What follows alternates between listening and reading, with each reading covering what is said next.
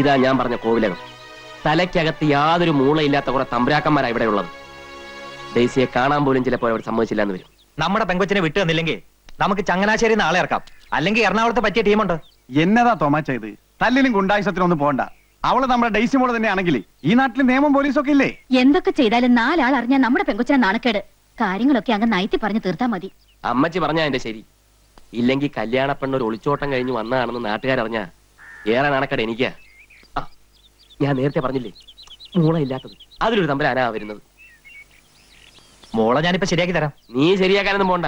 ഇവിടെ ഉള്ളവന്മാരെല്ലാം ഒരു വിവരമില്ലാത്ത ഭ്രാന്തന്മാരാ. ദേ വന്നു. ഭ്രാന്ത് നിന്റെ ഈ നിൽക്കുന്ന തന്തയ്ക്കടത്തേണ്ടി. ഞാനിവന്റെ തന്തയല്ല. എന്നാ നിന്റെ തന്തയ്ക്കടത്തേണ്ടി. എന്താ ഭ്രാന്ത് ആശുപത്രിയിൽ നിന്ന് ഒളിച്ചോടി വന്നിട്ട് നാട്ടിലുള്ള മാന്യമാരെ മുഴുവൻ ഭ്രാന്താന്ന് വിളിച്ച് അധിക്ഷേപിക്കേ. ഇവരൊക്കെ ആരാ? നിന്റെ കൂടെ ഭ്രാന്ത് ആശുപത്രിയിൽ നിന്ന് ഒളിച്ചോടി വന്ന ഭ്രാന്തന്മാർ.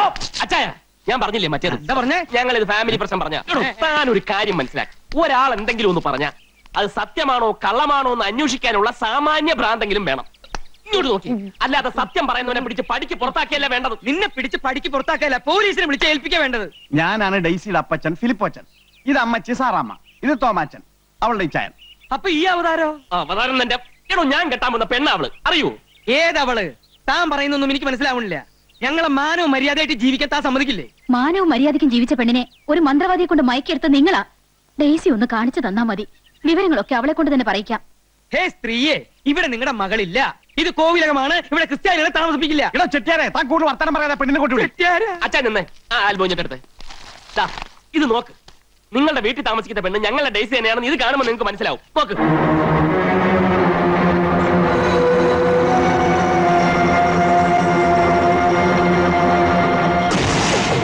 ഇപ്പൊ മനസ്സിലായോ ആർക്കാ ഭ്രാന്തം?